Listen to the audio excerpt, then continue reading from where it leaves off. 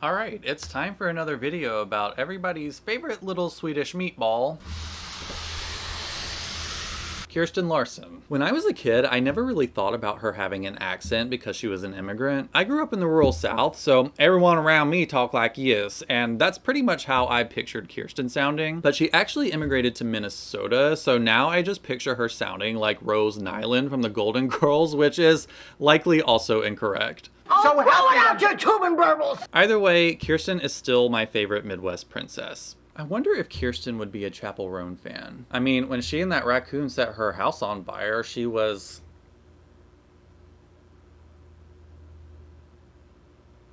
Did that raccoon end up dying in the fire? I try not to care, but it hurts my feelings. I actually read a little bit more about Kirsten's character in the American Girl Wikipedia just so I could get more prepared for this video. And it says in like the third paragraph, and I quote, that she is a very active child and hates being trapped in small spaces.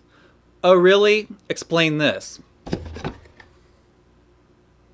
For $150, you too can cosplay burying Kirsten alive, Beatrix Kiddo style, in her very own handmade, hand-painted, artisanal Swedish coffin. American Girl, celebrating the girls of yesterday.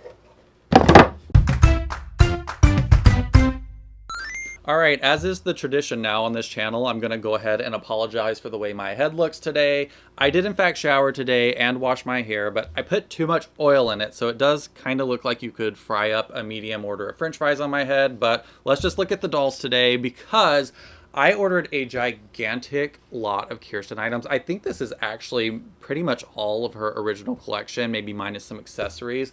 But I ended up doing it because the photos as usual were terrible and the lot wasn't cheap, but I was like pretty sure upon first glance that this was a rare version of Kirsten in this lot.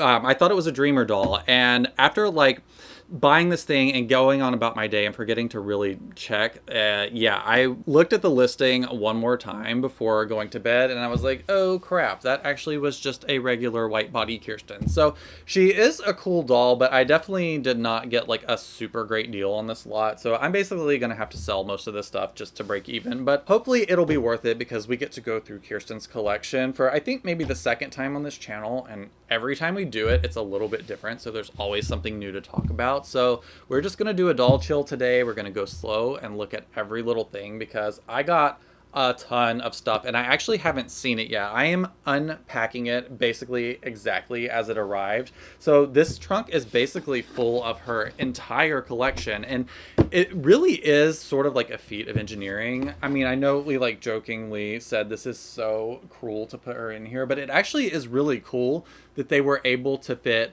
the doll and her bed and bedding and basically her entire collection all in this one trunk. I think that is so incredibly cool. So yeah, we'll just start with the trunk because there's actually something really interesting about it. I think this lot is from around 1988, possibly early 1989. But this is one of the earlier trunks. This is kind of right when they started figuring out how they were going to standardize the painting on like these hand painted details on the front. So this still kind of has that like artisanal look to it, even though it's kind of got sort of the newer flower pattern on it. But one really interesting thing about it, if I can lift this thing, it's so heavy, is I don't know if you can see the feet on here. It might not be as obvious on camera, but it's got one odd foot on it. Like this foot on the, let's see, I don't know stage left or right, but this foot right here is a different shape than the rest of them. Interestingly, like the original ones had what we kind of call bun feet on them. They basically look like little buns or biscuits. They're really basically like a sphere that's been flattened. And then the later trunks that they made sort of in the early 90s ended up being a little, like their feet on them were a little more cylindrical. And this one is, it kind of looks like more of the like later feet. So I wonder, again, realistically, it's probably somebody just, you know, again, they're handmade, so it's probably handmade variation. But I kind of like to think that this was the last trunk with bun feet because I got like 3 bun feet and one of the newer feet. Anyway, just an odd quirk. I'm curious if any of y'all have a trunk that's kind of like that. But I thought that made this kind of special. And I might actually end up trading this out for another one of my Kirsten trunks. So I might end up keeping this trunk and just selling another one. But This one is in really fantastic shape, and I just love Kirsten's trunk. I mean, I love all of the doll trunks because they're technically my favorite thing that Pleasant Company ever made, including the dolls. I just absolutely love the storage trunks for everything, particularly Samantha's and Addie's. But Kirsten's was like another like feat of manufacturing because they were selling these by like probably at least the tens of thousands back in the day, like in the 80s, because there were only 3 Pleasant Company dolls at this time.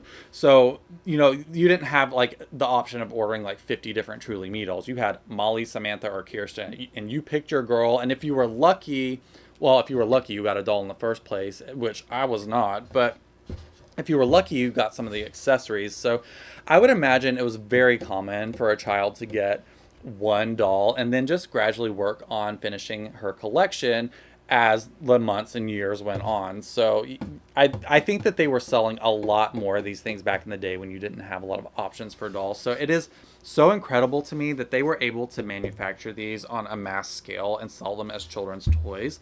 They were originally $150 in the 80s, and I'm pretty sure the catalog I looked at was either 80s or early 90s, but we're talking like the modern day equivalent of close to like $300 for a children's toy. So yeah, very, very, very luxurious, but that allowed us to have things like this. I mean, there's no way that you can make this kind of thing for, you know, $20 even back then, because so much of these details like are like it takes a human hand to make these things. You can't really do a whole lot automated, and there's multiple pieces. Obviously they didn't just like pull this out of a tree. They had to like carve things down and bend and shape and curve and paint, and all of these details are hand painted. I think they might have done a little bit of freehanding in the beginning, but they basically, I think, had like a stencil that they did like the base shapes on, and then went in and hand brushed all of these details on, which you can probably see. Like, these are brush strokes. They're not like stenciled, sprayed, or stamped or anything. They are actual.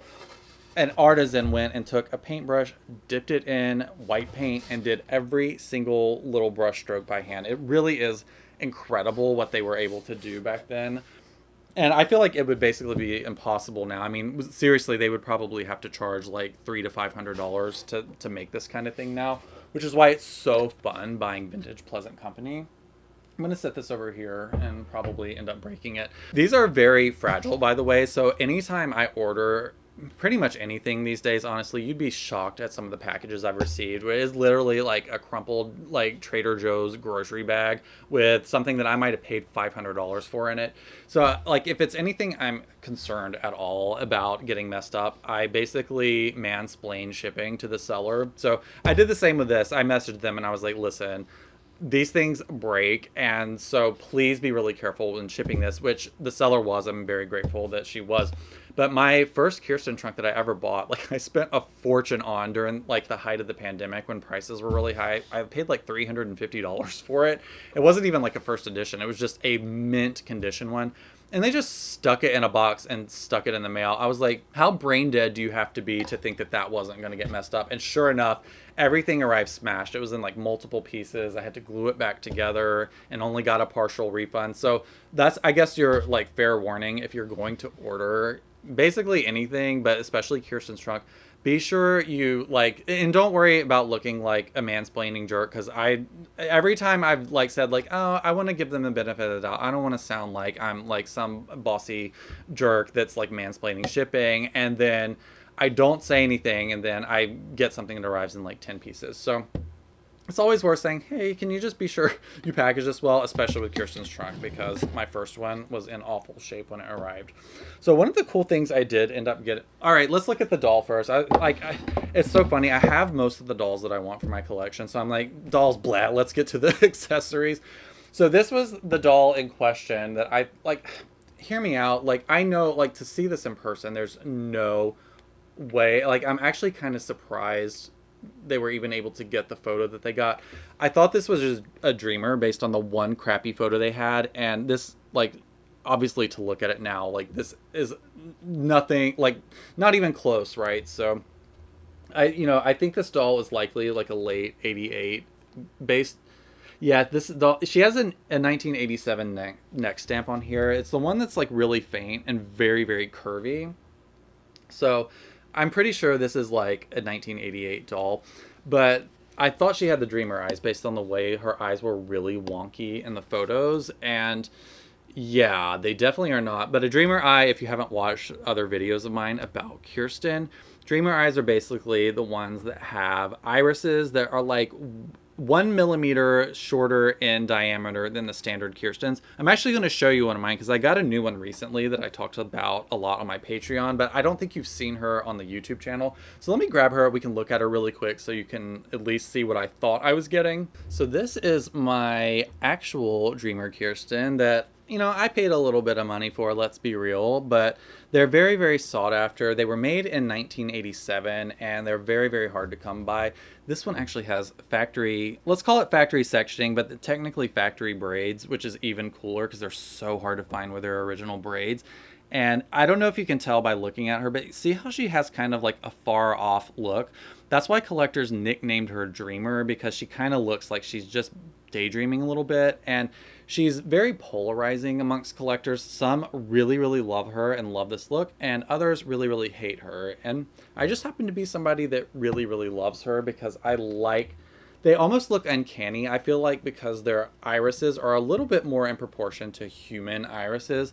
So they do kind of have a little bit of an uncanny look, and I think that's why a lot of people don't like them, is because they look a little uncanny. But you can see the difference here. Like, obviously one of these is, well, I shouldn't say obviously, beauty is in the eye of the beholder, and it is subjective, but in my opinion, the Dreamer Kirsten is way nicer and worth a lot more money. So I did, like I said, I thought I was getting a pretty good deal on this lot, knowing that I could sell what I didn't want and make some of my money back and keep the things that I wanted. But yeah, at this point, I think I pretty much paid like what all of this stuff was worth, which, you know, absolutely chaps my ass that happened, because I try not to pay market or above market for things because I buy and sell all the time, and if I buy everything above market value, I basically just lose money every single day while collecting dolls, and I can't keep doing it. So yeah, this is the Kirsten that came with her. Let me put my Dreamer back so I don't mess her up, and we'll look at Kirsten a little bit closer. So I haven't had a really good look. I mean, to be perfectly honest, of course, when she arrived yesterday, I opened the lid just to like be sure she wasn't a Dreamer, and as much to my dismay, she was not. But I have to say, like, the seller was very clear about this doll, like, being absolutely trashed. So I don't have high expectations for her. I'm actually kind of curious here.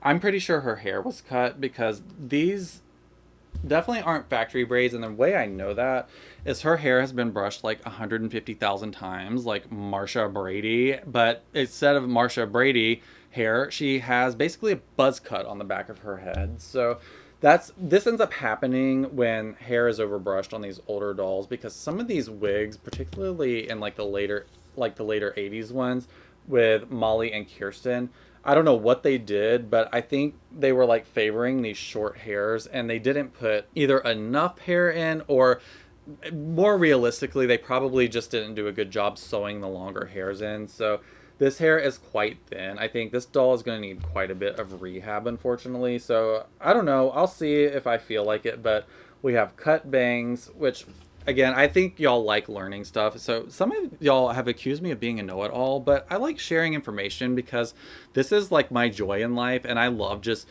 reading about Pleasant Company. I love buying things. I love studying eBay auctions, and I've just learned so much over the years. And I think a lot of you like knowing that stuff too, and certainly it's probably a lot easier to digest it in one YouTube video rather than like spending 3 years obsessively looking at eBay. But one of the things you can tell that, like, one of the ways to tell that a doll has had cut bangs that's from especially the 80s, but even the early 90s, is they almost always, not every single time, but almost always, they should have bangs that almost touch their eyelashes or are longer. So anytime you see a doll whose bangs are like brushed correctly forward and you can see her eyebrows, like if that's a Molly, Samantha, or Kirsten, unless it's like late in the like 90s, that doll has had cut bangs. So to me, I know this doll has had cut bangs because her bangs should be probably another, maybe not inch, but maybe like whatever the width of my finger is. They really should kind of go down and almost touch her eyelashes. So definitely cut bangs. And I think, yeah, I don't know what's going on here. The funny thing is is factory braids will actually have these blunt ends on them, but Kirsten, I say this lace, she's still like an 80s white body Kirsten. She still should have hair, like maybe more down to her wrist, because you can see here, when you fold her braids up to make the original loops, they would normally be longer than this. This is way too short. So I know this Kirsten has pretty trashed hair. Luckily, she doesn't have silver eye. That's one of the more difficult things to fix, but which it can be fixed. And I think, by the time she's cleaned up, I think she will be a cute doll. But again, just not really one for my collection because of her age and her condition. And even when she's like fixed up to be perfectly new looking, it will still bug me that she's had that much rehab on her. So this wig can be fixed. I don't know if I'm going to fix it. I might just sell it just so I can kind of get some of my money back for all of this that I purchased. But it definitely can be fixed. You can add new wefts into her hair. They can be sewn in.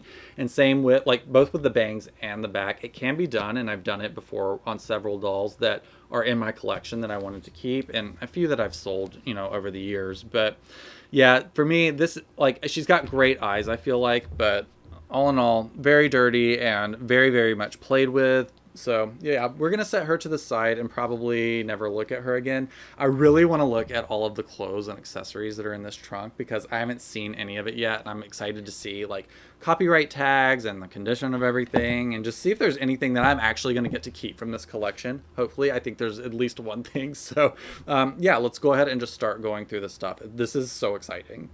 All right, one of the most exciting things in here, of many exciting things, is something that I might keep at least for the short term because I actually don't have Kirsten's bed in my collection currently. I've had a couple of them over the years, just basically the same way I got this one, purchasing big lots of Kirsten's collection and picking and choosing the things that I want to keep for my collection and then selling the rest. And that's how I built a vast majority of my Pleasant Company collection. But a lot of the Kirsten beds I've gotten over the years have been smashed in the mail, as mentioned before, and others have just been a little bit on the newer side. I really ultimately want one from 1986, preferably a pair of like from the same original owner, a 1986 trunk and a 1986 bed from like, again, from the same purchase. That is ultimately what I would like, but I do have a really, really great condition 1986 trunk. So this bed is going to be from like later. And again, I have right now 3 Kirsten trunks. This is my 4th, so I really need to sell one. That's too many trunks. They're so bulky, but they do store a lot of stuff, and I'm trying to be better about storing things in them. But for now, I think it might be fun to keep this bed and have it with this trunk, so I'm going to. Now, I'll start with the, let's do the quilt next, actually. So the bed actually was not originally sold with the trunk. A lot of people will go to sell them and they sell them as a pair, which I think is great actually if you want both of them. It's really nice to have them be from the the era because they really do coordinate quite nicely with each other. But I don't think, to my knowledge, they were ever sold together unless maybe the original owner like purchased one of those like what do you call them, collections that they would do in the catalogs where you kind of get like starter collections for the doll. So maybe you could do that, but they weren't initially sold as a pair. Like you buy the trunk separately from the bed. So anyway, that was a long ramble about nothing, I guess. But this bed ended up being from 1989 because it's got a 1989 copyright tag on it. And I would say that's probably pretty accurate to the year this was made. The copyright years on tags aren't always super accurate because a lot of times they would reuse ones from previous years. So just to see like a 1989 copyright doesn't automatically mean it was made in 89, but I do know that these beds have come with 1990 copyrights on them. So it's pretty safe to say this one was probably made in 1989, which generally I will use as a clue as to what year the doll was made. I suspect that doll is in 1988, and this could have been a gift that the child got later on, like the following year or whatever. But we'll see as we start to look at copyright tags. If everything in here is tagged 1989, I probably would be inclined to believe that the doll was in 89.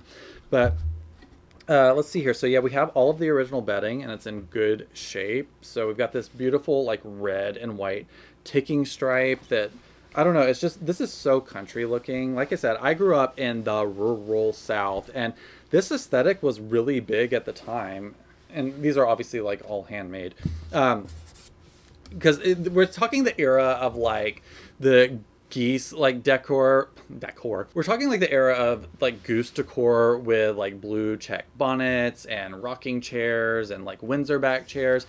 I always like laugh because while this was all supposed to be historical, I feel like Kirsten's and Felicity's collections were particularly very like of the time as well. I feel like the 80s and early 90s, especially in the South, people were buying this kind of stuff like Queen Anne furniture, like Felicity's collection, and then obviously like this country stuff, at least if you were like me and grew up in the country. But yeah, just like the trunk, this bed is handmade of multiple parts. I want to say, like, because one of mine arrived smashed, I know that it's like 1, 2, 3, 4, 5 pieces that were like carved and glued together and everything. And I know that this is a fairly early trunk because the flowers that are painted on the, or early bed because the flowers that are painted on the front here are a little bit more tightly spaced together versus like the later ones. They kind of swoop down more into the, like to cover up more of the footboard on this thing, but really, really, really, really incredibly beautiful. And you can just see like the handmade craftsmanship on all of this stuff. I just, every time that I get a lot of vintage Pleasant Company items, I see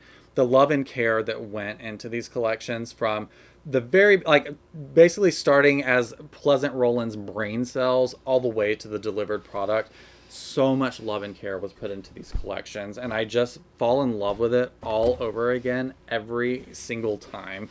If you were curious, the bedding, like the mattress for this bed, has a copyright of 1989 as well. So let's consider this a 1989 bed.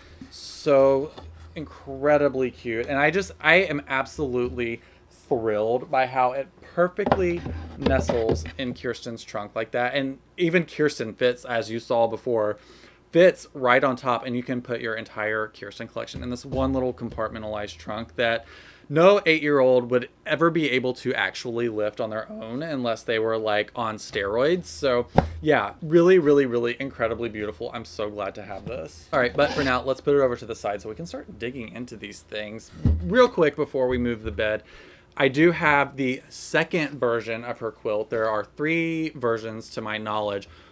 Basically more or less based on what fabrics they use to do the patchwork. So the one that has like the green Swiss dot pattern in here is the second version, which I think they started doing in 80. I want to say 87. It could potentially be 88. I'd have to really dig through all of my pictures to know for sure. But this was something that they started in the late 80s. The one from like 1986 and I think 87 has a little bit more brown in it and no green. And obviously this one has copyright tags, or it's supposed to. Oh wow, we have a 1991 quilt, which is much later than I expected, but this did run into the 90s. I do know that this like is also a very early 90s version. It started in the late 80s and went into the early 90s, so it's very likely that this was purchased in 1991. Again, I've seen a lot of tags from like 90 and 92, so I feel like it's probably pretty accurate that this was purchased in 1991. And again, this was, I believe, purchased separately, certainly from the bed, obviously because we have 2 differing copyright years on the bed and the quilt.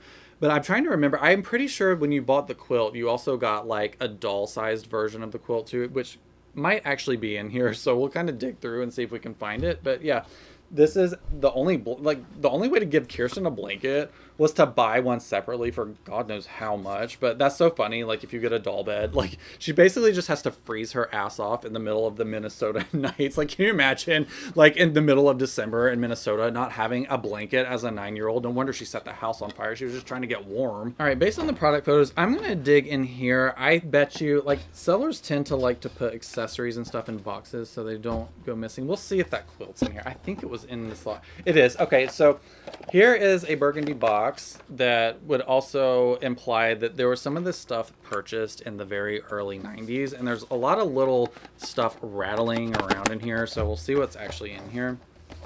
But this is actually the 3rd version of the burgundy box if you want to get really, really technical. The original ones had a ribbon on them, which I'll show you. I have one right here. This is the first version of the burgundy box, which are incredibly coveted by collectors, including myself. I try and get them anytime I can get my hands on them. They, haven't stood the test of time super well with the stickers, like tending to like peel, and they've gotten like weirdly translucent over time. But this is an actual like printed satin ribbon, and obviously they quit doing this because it was so like costly both in materials and labor to do this. So they ended up doing the ones that have basically the cigar band around a similar box, but the original ones like were kind of more of like a reddish burgundy, and then the second version was this color, like a more like deep blue burgundy. And again, this is the second version, which I know because the first version of the plain burgundy box like this had similar flaps to the original burgundy boxes. See how it has this like wavy, almost like corrugated like edge on these flaps right here?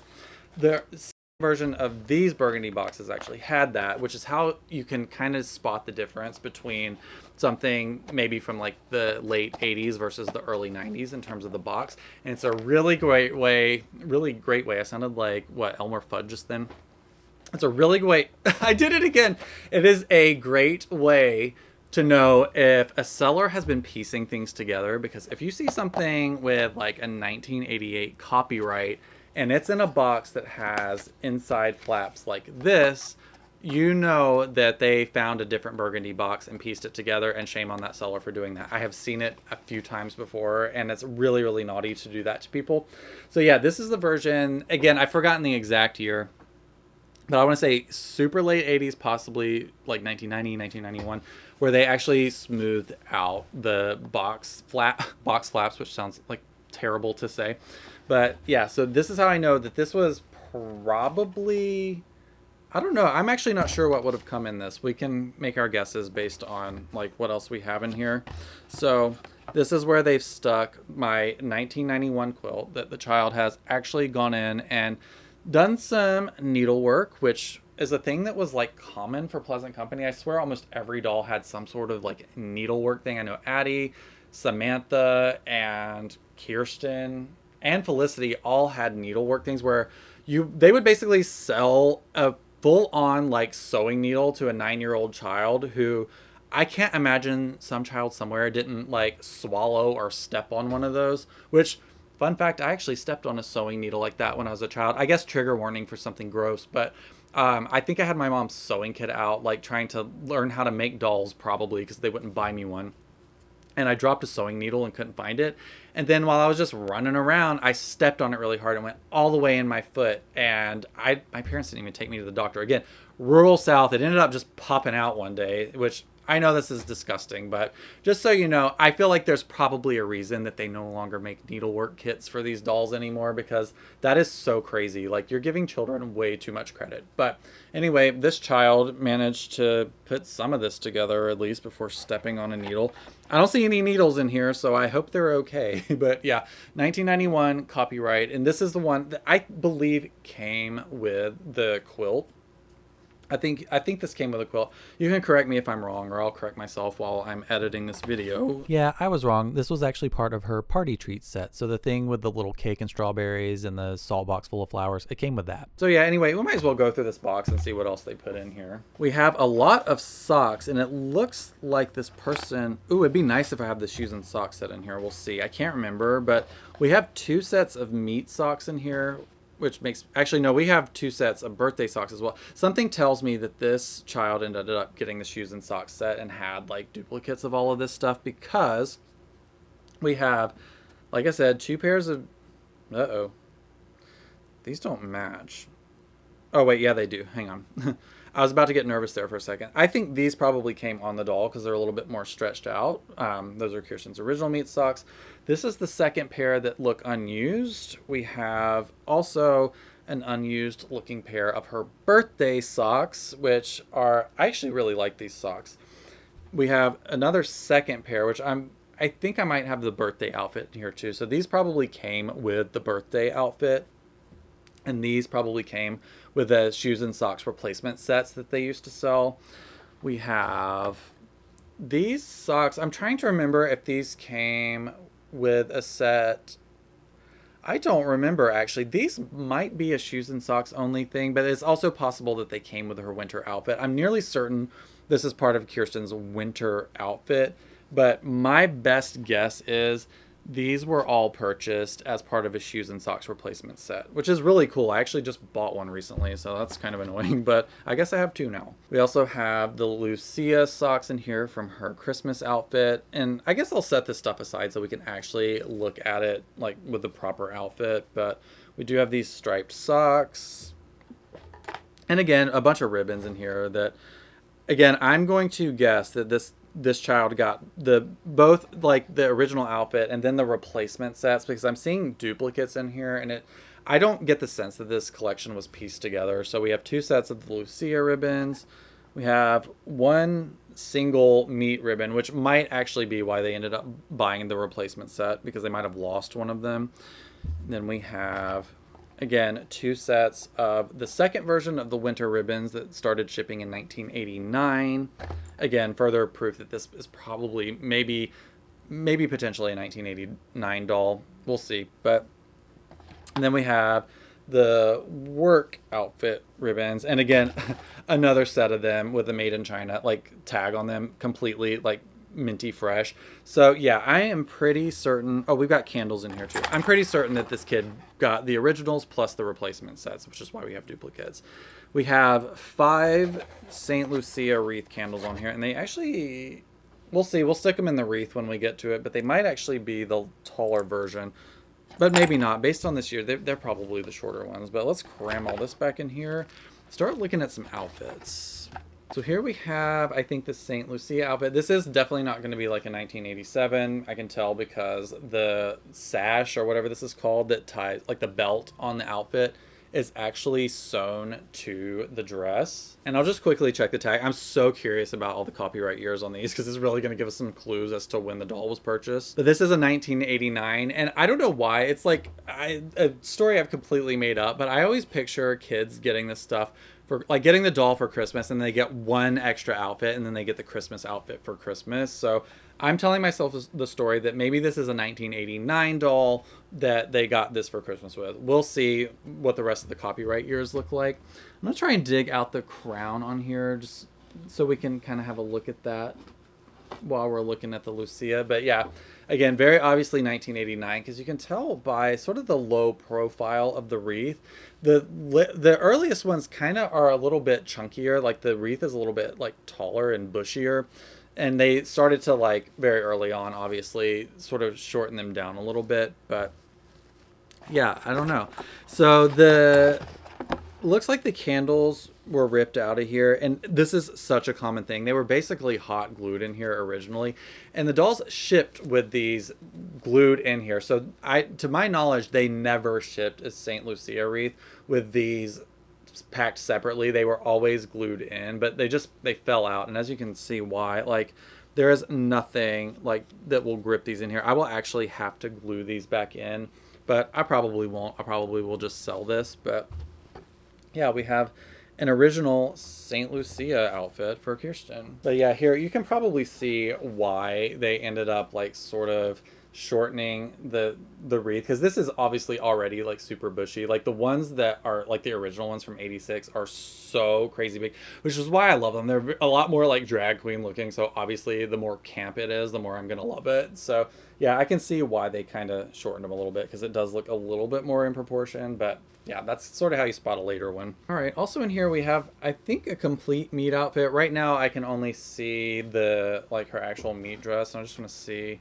Yeah, so there were a couple of variations of Kirsten's dress. I know they changed the pattern. I just can't remember what year. I think it might have been in the 90s, but I believe this is the original dress pattern. You can, if you're a Kirsten expert, you can correct me if I'm wrong. I have to check my notes because there's so many variations that I'm starting to like forget things as I learn new things. I have an Etch-a-Sketch brain, I swear.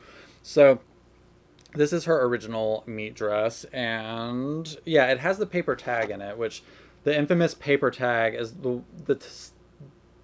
style of tag that Goods, who was the company that manufactured the dolls, basically right up until the end of the Pleasant Roland era of Pleasant Company, they started making those dolls in China, I think, sort of towards the end of her tenure there. So, but anyway, Goods was making the meat outfits very early on, and they used these like really papery tags that love to tear off, and like just they get so badly damaged. But they were making these dresses basically until the early 90s. I want to say it was 1990 roughly when they started making them out of more of a satiny material, and it was basically around the time that they changed from white bodies to tan bodies that they started doing the fabric tags. But there is a little bit of a transition era, so you can still get a white body with a fabric tag, and I swear I've seen somebody with a tan body with a paper tag, but that might have been a pieced together doll. But that's what a paper tag looks like. They're kind of big, and again, they are literally made out of paper. Oh, this might, let's see, if we have her spoon bag somewhere in here, I think I can probably nail down the exact year that this doll was made, because none of this stuff has like actual copyright years on it from the meat outfit, but this is her apron that came with her meat outfit. I'm not going to bother putting it on the doll. I think it's just going to make her look that more bedraggled, and I feel like you've seen it like a million times. I think it's just kind of fun to go through here and like discover like when these things were made and like play like sleuth and try and figure out when the doll was made. Another thing we have in here is, let's see, let's start with this. We have her work dress, which is one of my favorite outfits for Kirsten. It was one of the first I ended up purchasing when I started collecting them, because I just absolutely love this color. I love how casual this is, and admittedly Kirsten doesn't really have my favorite collection. It's probably my least favorite of the original 6 dolls, even though I obviously still love it. Obviously enough to spend hundreds and hundreds of dollars on all this stuff, but as a general rule I have a harder time like changing my Kirsten out because I don't like as many of her outfits, although there are a few that I really love.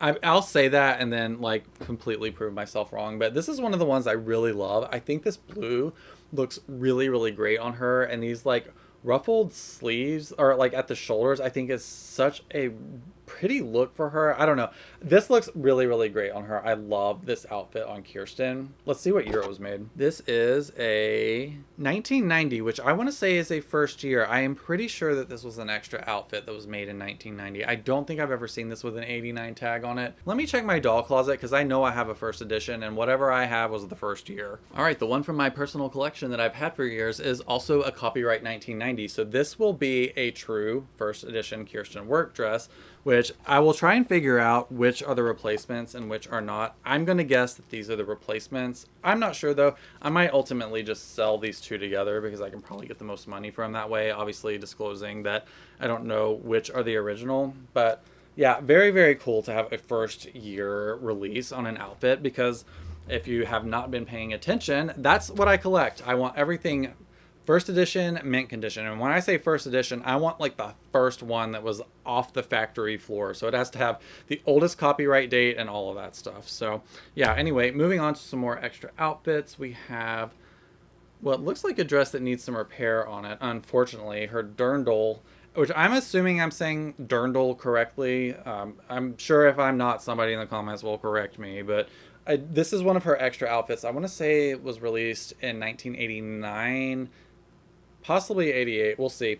But this is, I think, also another popular one. It's very cool looking. I really like this like corseted vest or whatever it's called.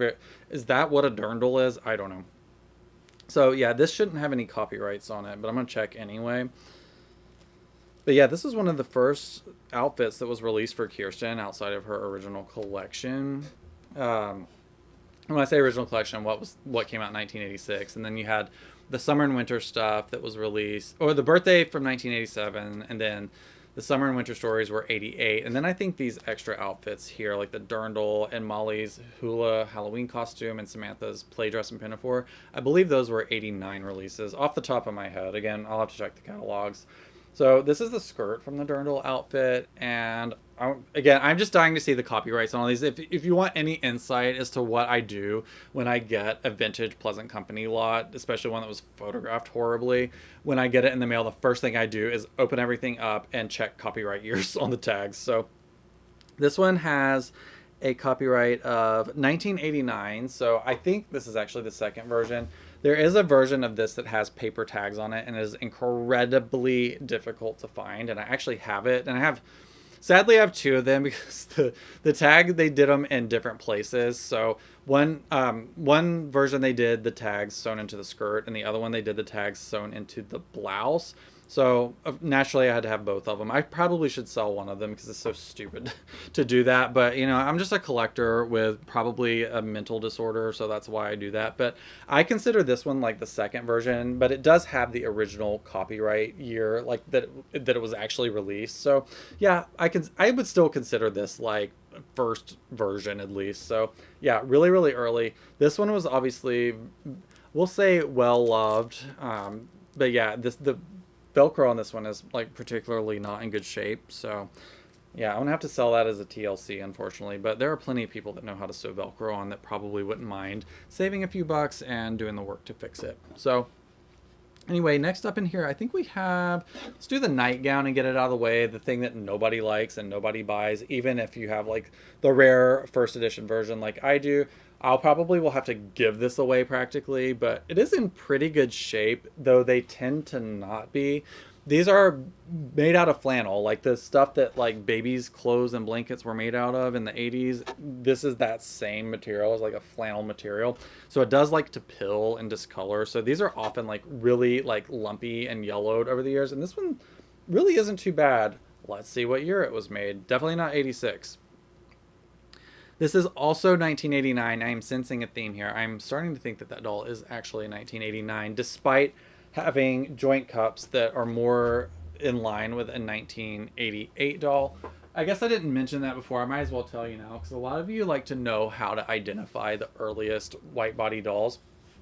And the joints on this doll, if you can see here, if her hand would get out of the way, you can see the joint cup color on this doll is it's an opaque color, and it's like a salmon pink color, and that is the joints style and color of the original 1986 dolls. And they did this most like basically through early 1989 based on what I've been able to gather from receipts and everything. So they changed the joint cup color to a color basically that matches their limbs in 1989 at some point, and that's basically the joint cup color that we have basically all the way up till today. So the earliest dolls like through early 1989 will have this joint cup color. Why am I telling you this? I completely forgot why I was even on that spiel, but yeah, anyway, so this is the nightgown, I guess. Oh, from 1989. That's why like I was leaning more towards 88 with that doll, because her joint cups were the color that's more consistent with like 86, 87, 88. But yeah, she might be early 1989, and the parents were really good about purchasing the doll to give to the child for Christmas. Or maybe the child had a birthday that they got the doll, you know, for their birthday in, I don't know, April of 1989, and then got all of this stuff for Christmas. I don't know. All I know is this is a 1989 nightgown that I'm probably gonna have a hard time selling. Oh, here really quickly, this is her like set of bloomers. Again, these won't have tags or anything in them. They're just your standard Kirsten bloomers. Really not a whole lot going on with these through the years, so they'll just get paired with the meat outfit that I ultimately will sell with the doll. Oh yeah, and her dirndl also came with this. I'm just gonna call it a scarf. I've seen it tied both around her shoulders and her head. I think this is a headscarf though. I think that's how they pictured it in the catalog, is basically like tying it around her head. I'm not putting this on my head, by the way. This is some dirty old piece of fabric from the 80s. My head is already enough of a disaster today. I don't need some dirty old rag on top of it now. But yeah, a beautiful dirty old rag. I actually would love a sofa or a chair made with this material. That would be so cool, especially for a dollhouse. But yeah, no tags on this, but this is, yeah, I love this. This is such a pretty, pretty print. All right, what else is in here? We're not really going in any sort of order in terms of like the chronological order of when these things were released. I'm just grabbing them as they like come out of here. So we've got, I think, her winter outfit next. So this is the skirt that came with it. I think that set was called Winter Skirt and Blouse.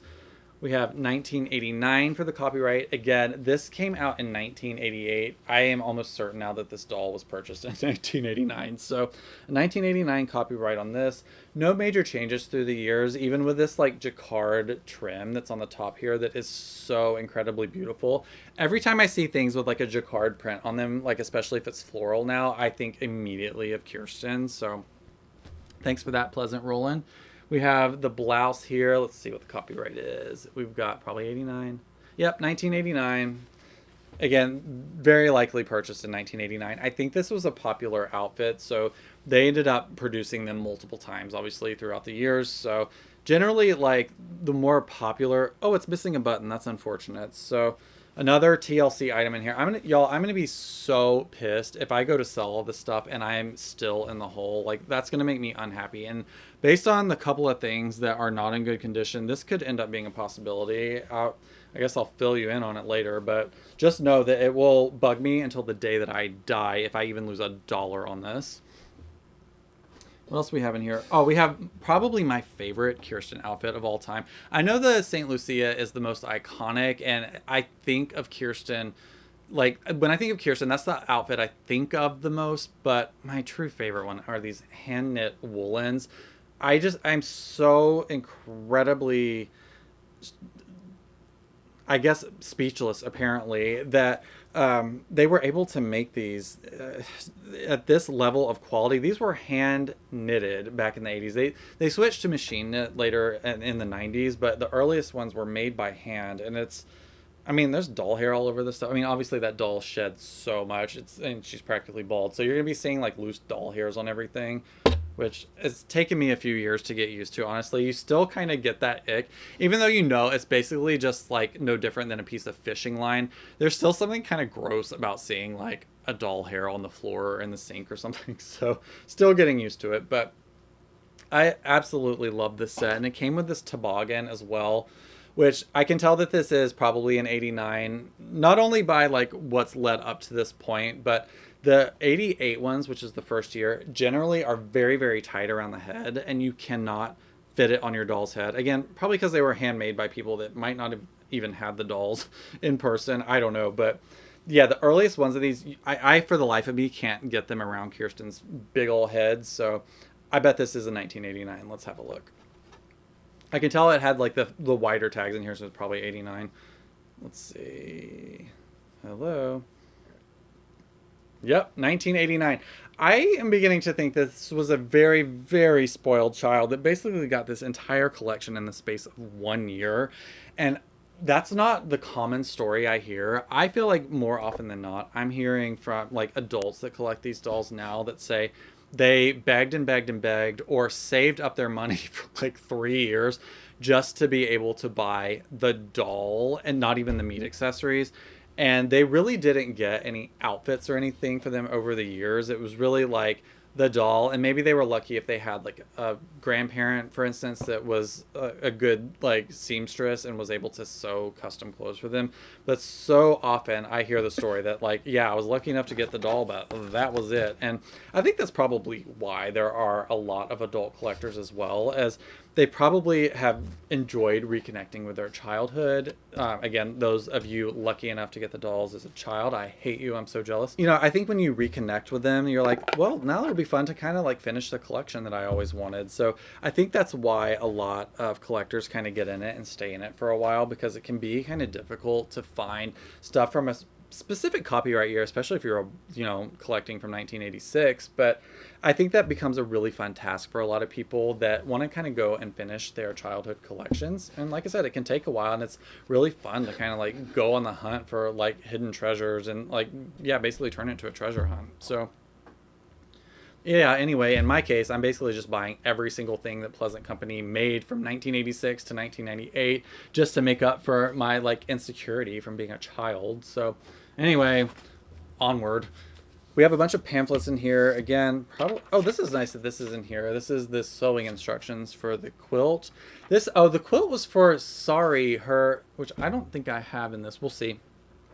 Kirsten's doll was called Sorry, and she was, I guess you would call it a rag doll, but that's her iconic doll that came with her Christmas story. But yeah, I guess this was a quilt for her doll. So Kirsten had her own quilt, and then she could make one for her doll. It's very Inception. So here are all the pamphlets. We won't get like too into them, but 1988 is going to be like a common theme, because they probably printed more pamphlets than they did the actual clothes that they made. And I would assume that they put the pamphlets and the outfits in the packaging in Middleton, Wisconsin, like before, like I just think that's my hunch as to how all that worked, as they ordered things from all different places and assembled them in Wisconsin. So that's why I feel like you see like 1988 copyrights with 1989 nightgowns, is just because they ran out of nightgowns before they ran out of pamphlets. So again, 1988 copyright on the Christmas.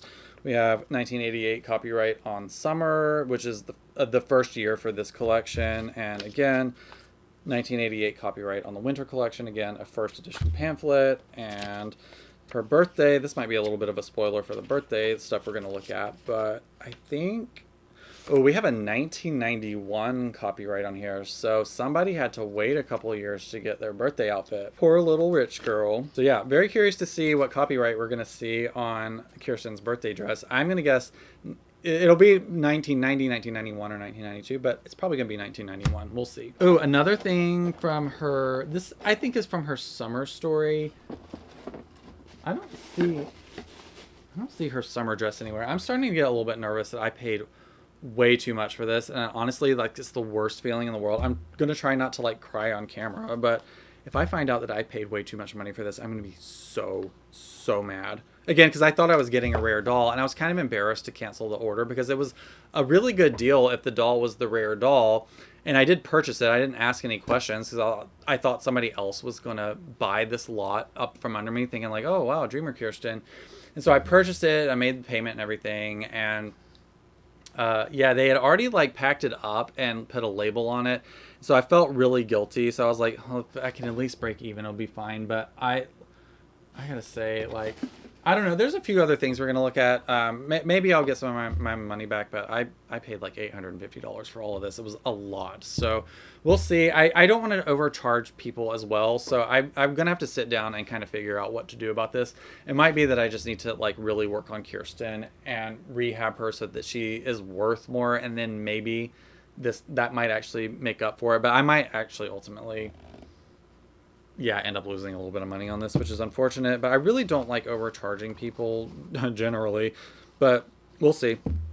Anyway, so yeah, that was all the spiel. That I don't think I got her summer dress in here, but I do have her hat and boots, which we'll start with the boots. These were sold separately. This was like an extra item that you could buy, and this is fun because these are the actual original first version of them, and they were taken care of. So the original version of Kirsten's red boots that were released in 1988 did not have grommets on the lace holes on them, basically. Grommets were introduced, I think, in the very early 90s. So, like, even Addie, like a first edition Addie, is not going to have grommets on her boots. So I would imagine somewhere around 1993 they started putting grommets on these. But these are the very first cherry red summer boots that I think were really ultimately meant to go with her summer outfit, which I actually, like, spoiler alert for another item we're going to look at, I think her summer outfit looks better with those boots, but these I think look best with her winter outfit, which I think they were pictured in her with her winter outfit and in the catalog as well. So I do kind of think of these as winter more than summer, but they I think we're meant to go with both. But these are in great condition. Again, they're the very first version with no grommets on the lace holes and these very obnoxious, like, slippery thin shoelaces that they ultimately upgraded to something a little bit more easy to tie and maintain. But very cool that we have a first edition set of boots in here. I'm going to sell them for $700 and see if I can get my money back. We also have another one of my absolute favorite accessories from Kirsten's collection, which is her straw hat from her summer story. This was actually paired with her striped summer dress, which I don't know if it's officially called the fishing dress, but that's kind of what I think of it, because that was like the outfit that came with like the fishing basket and the fishing pole and all of that stuff. Very cool set. Very odd for a children's toy, but still like one of my favorite things that they made for her, because it was just so weird, and it was like made with what I think was probably just repurposed like fishing tackle, and it was like nasty and like, I don't know, it's so funny that was like I guess technically marketed towards prissy little girls. That's just so funny to me, but I really love this set, and this hat is so incredibly beautiful. I have a couple of them, and I always have a Kirsten at any given point wearing this hat because it's just so freaking pretty. I love this hat. Definitely one of my favorite pieces that they ever made for Kirsten. All right, we have some wadded up tissue. I will say, even if I did overpay for this stuff, the seller was very good at packaging this stuff really nicely, down to the point where there was like an air pocket in this trunk, there was like a clump of tissue paper to fill it. So everything arrived like basically as it was pictured, at least, which is really awesome. That's not usually the case. Randomly, we have a hairbrush. This, I think, is the third version of the hairbrush. The first version said Pleasant Company printed on, like, without the border. Then I think the second version, they actually molded the logo into the hairbrush. And then the third version, they did it with basically a clear sticker with Pleasant Company, like the logo printed on it. And I have never once in my life actually run this brush through a doll's hair because it just looks like it wants to mess it up so bad. So I do use like the newer American Girl brushes. I think that they're really, really great doll brushes because they're the right scale and they're made well. They don't seem like they're going to snag like the wig cap or anything, because these don't have like those little ball ends on them. So yeah, these I really just use for display purposes. And again, I'll probably just sell this one because it's old and slightly rare and I already have one. Oh, let's have a look at these boots really quick, because this is like the one thing in this entire collection that I don't already have an earlier version of. So this, I'm trying to remember when they sold these. I can't remember if this was from the same time as her work dress, or I don't remember. I'm going to sound like an idiot, but these, I want to say, are called her work boots, and these do have grommets on them, but I don't think they ever made a grommetless version. But they do have the original lace style in them, which is why I was so excited. The version I have has like the thicker shoelaces, which I'll grab my other Kirsten, who is actually a Dreamer Kirsten, who has these on. I can kind of show you what the later version looked like that I've had for the longest time and been trying to upgrade. So as you can see, I wasn't fibbing. We do always have a Kirsten with a hat on, and I'm getting a text message. Sorry if that was loud. Apparently I have a package for pickup. I wonder if it's doll stuff. So yeah, we've got Kirsten in the version of her summer hat that I've had for about 3 years now, I guess. And these are the version of the boots that I've had, again, kind of for the longest time, that have sort of like these thicker, more textured shoelaces that make lacing these up so much easier than these ridiculous ones that they did on the first go around. But you know me, I don't really care about convenience. I care about what's first edition, original, and mint condition. So these are the ones that are going in my collection, assuming I can get that knot out of the lace. But yeah, I'm really, really happy to finally add this version of the boots to my collection, because like I said, they might end up costing me $300 by the time I end up selling all this stuff. All right, I only see one meat boot in here. Hopefully the second one's in there, because that will like make it a little bit easier to sell Kirsten if and when I do, as if I'm not selling that doll. But yeah, this is her original meat boot, and it's got kind of like it's not yarn, but it's, again, I think the second version, I'm trying to remember, the original ones might have been actual brown yarn. So again, we know that this doll is from like 1989, but yeah, a very early version of her boots that don't have any sort of reinforcement in the bottom. Like you can like wad these up in your hand. So sorry if you're the person that ends up buying this. One nice thing is there are a lot of coat hangers in here, and I'm actually running out of coat hangers, and I'm too cheap to buy new ones. And even though the ones that American Girl sells now, oh my gosh, is that another package?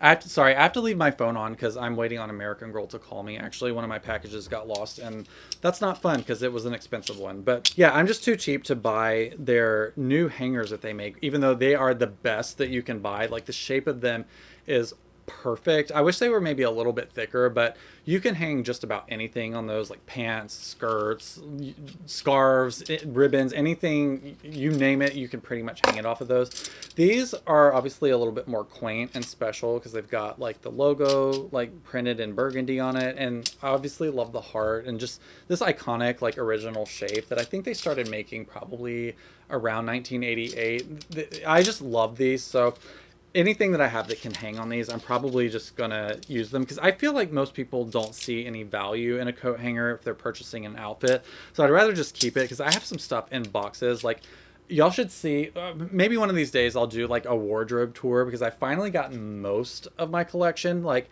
hung up in garment bags. I think you saw a little peek of it in the Addie collection unboxing, but I still am like running out of space and I'm out of hangers. So hopefully I can start getting Molly's collection sort of out of boxes and on hangers and hanging up. But let me tell you, it's been a feat like finding everything, unboxing it from the move a year ago, and like trying to like get it all organized. I have so much doll stuff and probably about half the amount of space I need to store and display it. So it's been a really, really big challenge over the last year trying to figure out what to do with all of this stuff, because I'm not, if it's first edition mint condition, I ain't letting it go. I'm holding on to it forever. So I'm just trying to figure out how to like display and protect all of this stuff. So I'm really glad I have some new hangers at least. One other really cool thing that's in here is a perfectly complete, ooh, and it's actually not too sun damaged or anything.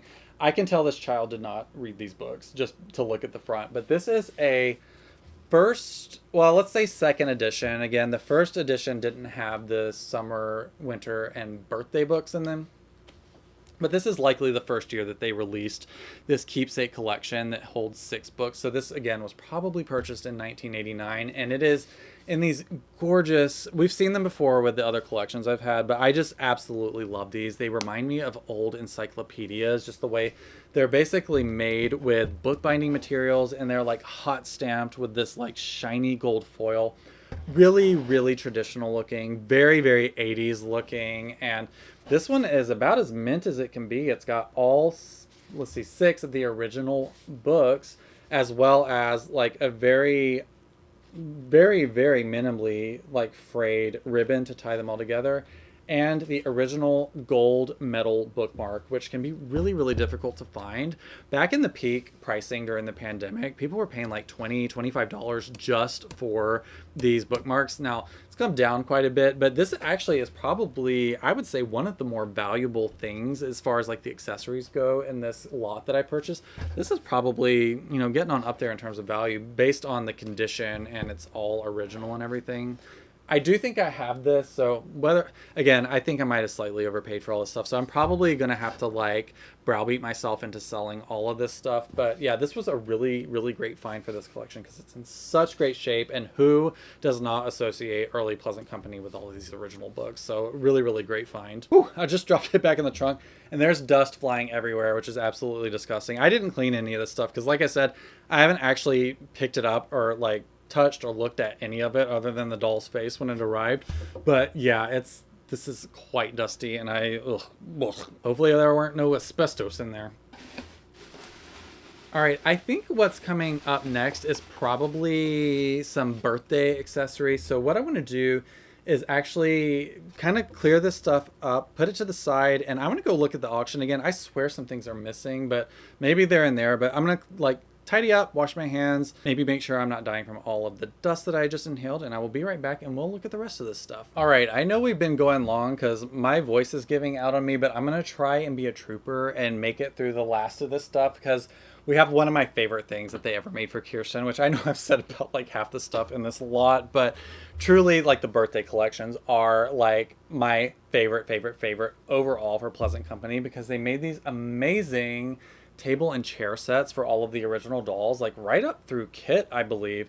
And Kirsten's are really, really gorgeous. Again, handmade artisanal furniture. Like you could, like if you were small enough, you could sit in this chair. It is so well made, and I got the complete set here, which is really cool. Again, probably an 89 set. We have the etched Pleasant Company logo in the actual chair. But this is like one of the prettiest table. Oh gosh, I'm about to break everything. But yeah, this is one of the prettiest table and chair sets that they've ever made. Let's see if I have space for it here. It's probably gonna block my microphone. That's so unacceptable. Hang on. All right, this is a little awkward, but I think it looks pretty good on camera. I've been really excited to finally show one of these birthday sets like come together on camera. So I'm really excited to put all this together because I think I got a majority of her birthday collection. So we're going to start out with the stuff from her pottery set, I think, based on how this is packed. So we have the original tablecloth, which again is like a beautiful, beautiful weave. I want to say in the catalogs they kind of had it going like perpendicular to the table, but yeah, if you've never seen this in person before, again, just a really, really beautiful piece that is very much not in focus, but we're going to keep trucking along before my voice gives out. So yeah, again, I've set this up before in my last house, but I have not seen this stuff all together like this in over a year because I packed all my stuff up to move from Oregon, and I never set my birthday displays back up. So I am really excited to finally see this in person again because, like I said, this is really my favorite thing to do with the original Pleasant Company collection is set up these birthday tables. I think we have a broken picture or something in here, but we'll get to it again. I'm leaning towards like 88 or 89, probably 89 based on the stuff that we've seen, but because the heart-shaped cake has painting on the bottom, I know it's not a first edition. The first edition is basically made exactly like this, but it has more of an unfinished bottom and it's like not painted or anything. So I know this it's not first edition, but it's very, very early, and without like paying attention to like really, really small idiosyncrasies, it's basically the same. So you're gonna get a pretty good idea of what the first version looks like today. So we've got, I probably shouldn't talk over uncrumpling all this tissue paper. I know it might send some of you over the edge. So I'm going to try and like get them mostly out of here without talking so I don't have to play like crumpled tissue paper sounds for you. Because if you're anything like me, certain noises like absolutely send you into orbit. So I'm going to try and be a little bit mindful today. Here we have one of the cups. Oh yeah, I meant to check the bottoms of these. And these have the Pleasant Company stamp on them. And it looks like they might actually have a Rowe Pottery stamp as well. Like each... A fun fact about these, the very early stuff that the company Rowe Pottery made for Pleasant Company, which was a lot of the stuff they made. I know they made Kirsten stuff, and a lot of stuff is slipping my mind right now. I know they made her honey jars from her summer collection, which I still don't have, but they did make quite a few things for Pleasant Company in the early days, and each artisan that made these, because these are, to my knowledge, hand thrown. They like put a lump of clay on a tiny little like turntable and pulled all of these, like, and you can tell they look very handmade. I don't think they were cast, especially here. Like when you look at how the handle is attached. So, yeah, again, probably 1989 set, but very much like very first version, like unglazed pottery. Really, really, really nice. And I wouldn't be surprised if these were actually hand-painted birds. Now, the birds are a little darker. The first version from 1987, the birds are very, very faint. They were way too light, and that's one of the ways you can kind of spot a first edition version, which is what I have. So anyway, now I knew this was the case, but this is the large picture from the set, and it was broken at one point and glued back together.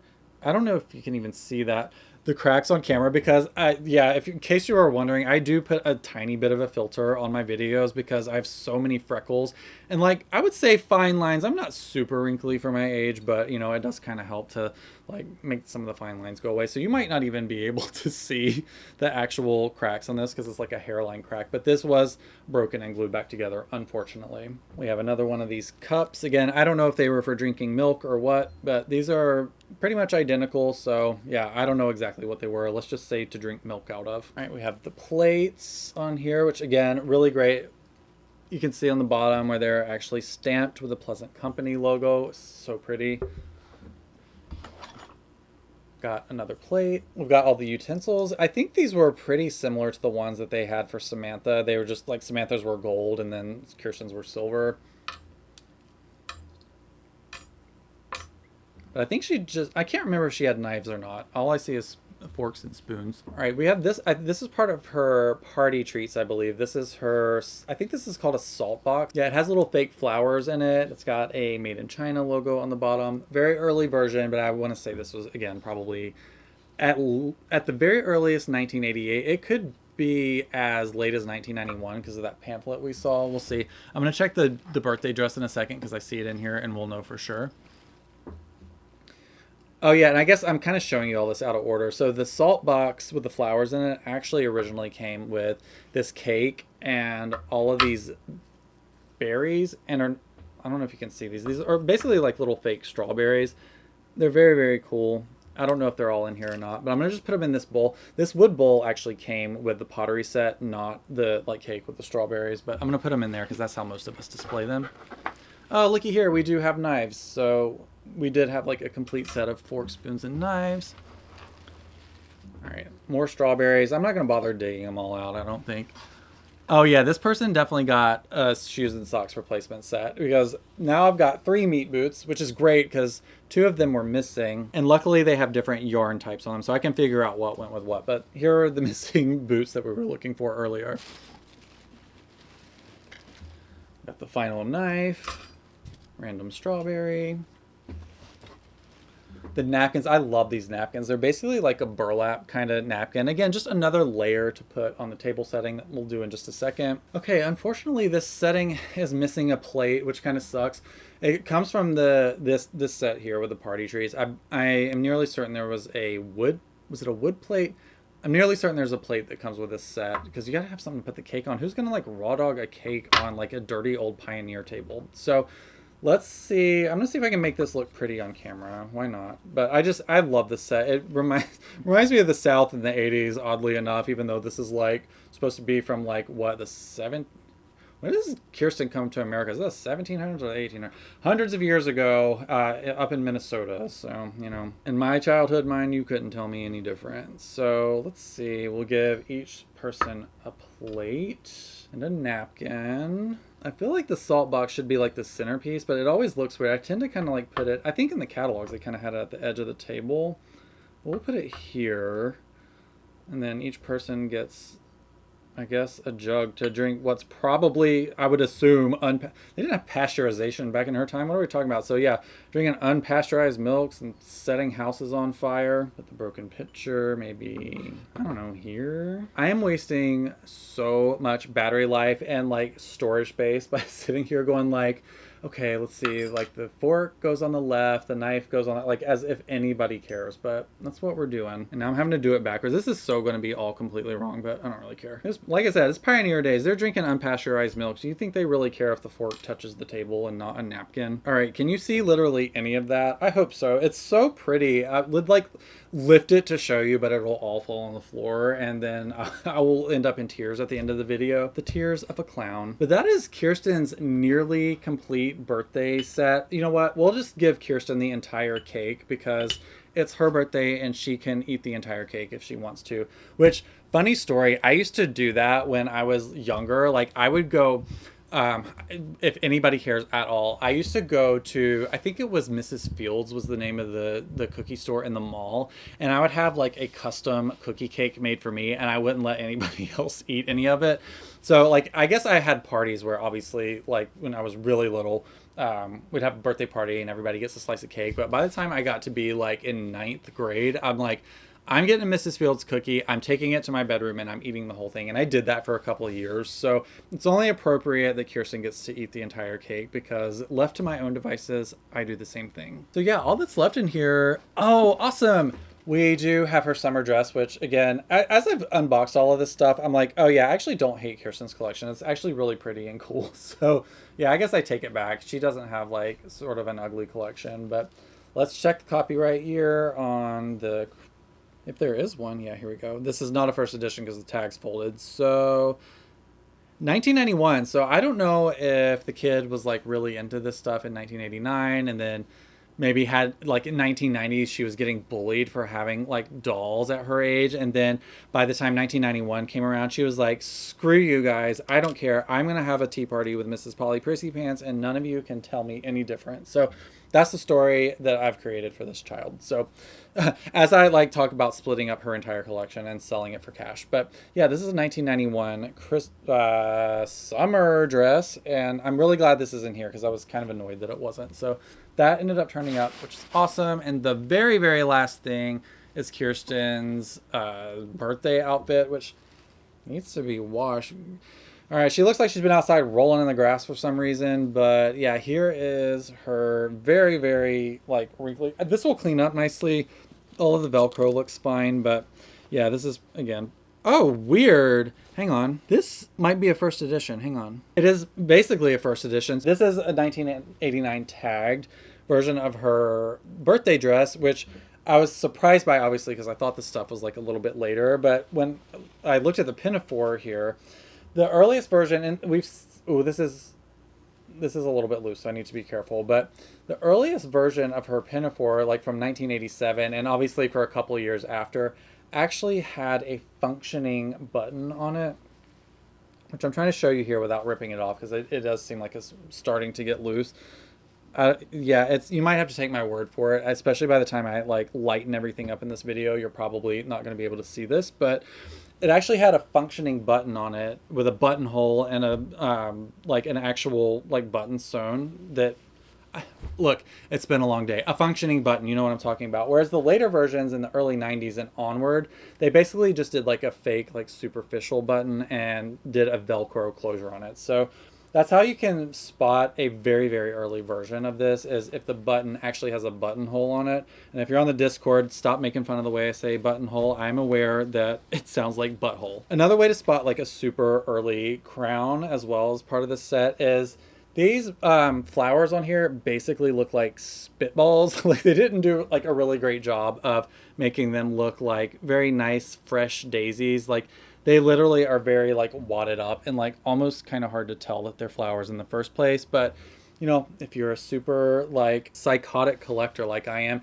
this is the version you look for. And I think this, I never see this with bows tied in. I'm starting to think this never actually was tied in an actual bow. Every one of these I've seen has like long loose ribbons like this, and they're never like creased in any way. So I'm starting to think this is how at least the earliest versions of her birthday crown were shipped. But one fun thing to do, like if you want to make it look like the catalog, most children did not know to do this, but you can actually go in, and I might not do much of this because I want to preserve it, but you can actually like pull these up. This is wired basically in the same way an artificial Christmas tree is, but in the catalog they had them all like separated. Like, can you see that? Like how they're like kind of up and out, and they kind of like zhuzhed it out like you would your Christmas tree. But I'm not going to do that because I'm selling this and I want to keep it original. But just know if you have one of these, like especially earlier versions, you can go in and like really fan all the flowers out. It looks really good. Like if you look at the catalog pictures,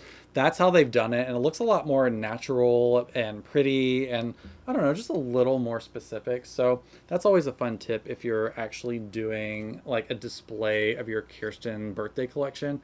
That's like a really fun thing to do. All right, this is the part of the video where I remind you that this channel is almost completely viewer supported by my friends on Patreon.